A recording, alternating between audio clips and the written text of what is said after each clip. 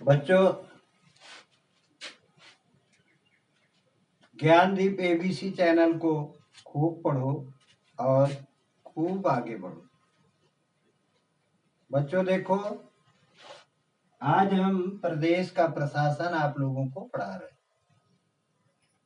बच्चों, प्रदेश का प्रशासन कैसे चलता है, उसका प्रबंध कैसे होता है, ये हम आपको आज बताएंगे। बच्चों,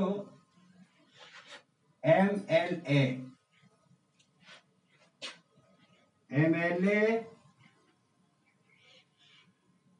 पहले ये जानो कि किसे कहते हैं। एमएलए जो हमारे लखनऊ के सदन में बैठता है उसे एमएलए कहते हैं, और मुख्यमंत्री भी वही बैठते हैं, राज्यपाल भी वही बैठते हैं। तो बच्चों, एमएलए बनने के लिए योग्यता क्या होनी चाहिए? वह जो एमएलए का चुनाव लड़ रहा है, कम से कम उसकी आयु 25 वर्ष की होनी चाहिए। अगर वह 25 वर्ष का नहीं है तो चुनाव नहीं लड़ पाएगा। बच्चों, एमएलसी कौन कहे जाते हैं? एमएलसी, एमएलए का मतलब मेंबर ऑफ लेजिस्लेटिव असेंबली। ठीक, क्या? Member of legislative assembly. और बच्चों, MLC member of legislative council, जिसे हिंदी में विधान परिषद कहते हैं। और एमएलए जहां बैठते हैं उसे विधानसभा कहा जाता है। ठीक है समझ में? तो बच्चों, चुनाव, एमएलसी का चुनाव 30 वर्ष की आयु का ही व्यक्ति लड़ सकता है, उससे कम का नहीं। अगर वो 30 वर्ष का नहीं है तो चुनाव में उसका पर्चा खारिज हो जाएगा। इसलिए बच्चों, चुनाव एमएलसी का लड़ने के लिए आयु 30 वर्ष होना आवश्यक है। बच्चों, चुनाव लड़ने के लिए योग्यता बता दिया आपको। और दूसरा आप ये समझो कि लड़ते समय नेता और समर्थकों को, नेता को और उसके समर्थकों को क्या क्या करना पड़ता है। नेता को भाषण देना और स्थान स्थान पर लोगों को अपनी तरफ आकर्षित करना,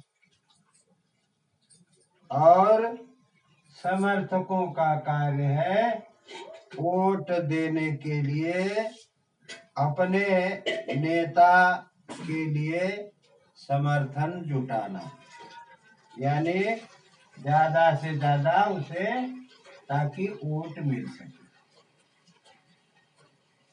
ये तो हो गया लड़ते समय नेताओं और समर्थकों का कार्य।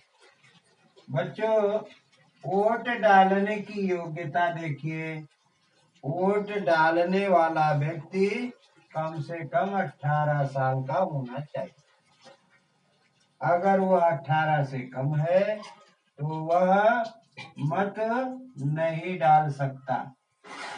मतदान के लिए एक बैलेट पेपर मिलता है और उस बैलेट पेपर पर अपनी चुनाव चिन्ह के सामने मुहर लगाकर या चुनाव चिन्ह पर मुहर लगाकर उसे मोड़कर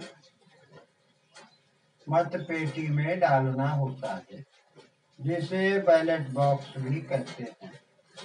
परंतु आधुनिक समय में इसका तकनीकी बदलाव हो गया है।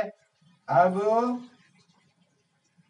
इलेक्ट्रॉनिक वोटिंग मशीन के द्वारा ही वोट डाले जाते हैं, जिसमें एक मशीन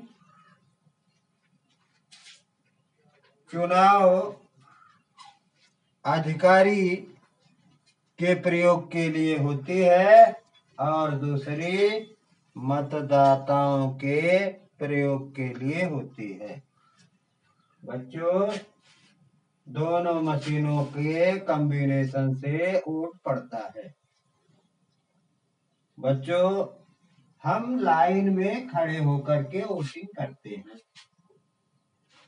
बच्चों देखो, हम लाइन में खड़े होकर वोटिंग करते हैं और हम अलग अलग हमारी लाइनें होती हैं।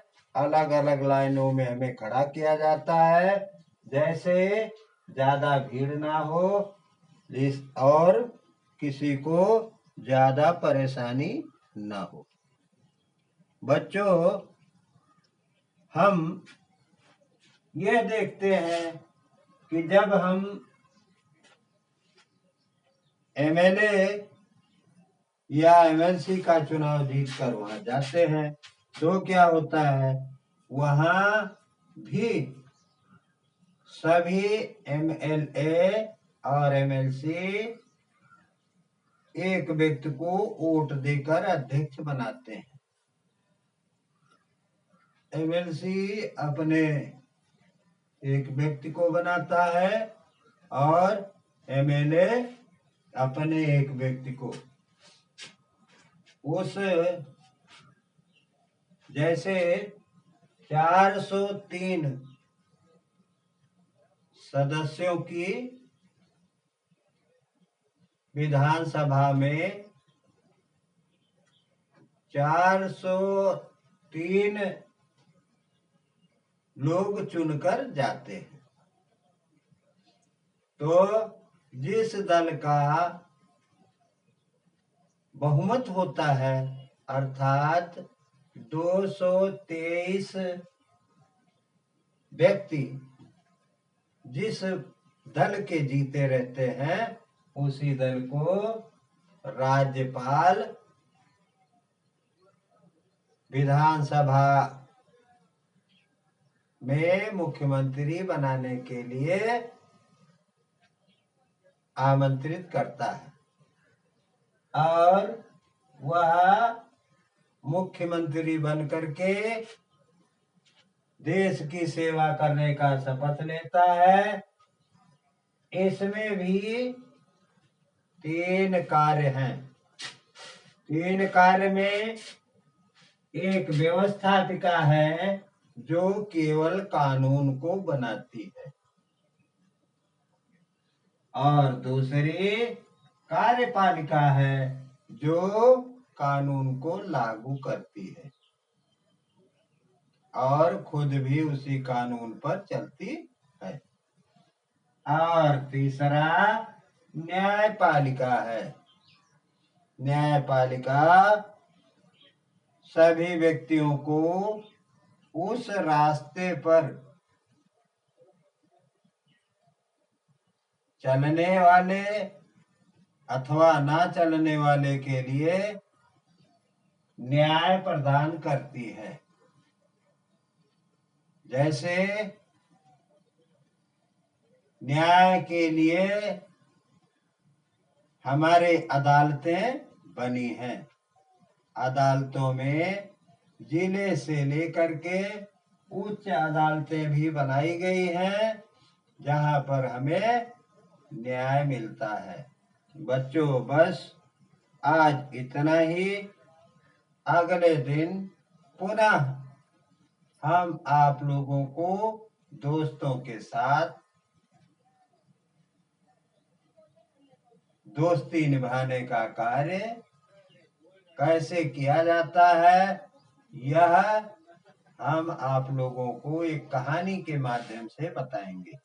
बच्चों, धन्यवाद।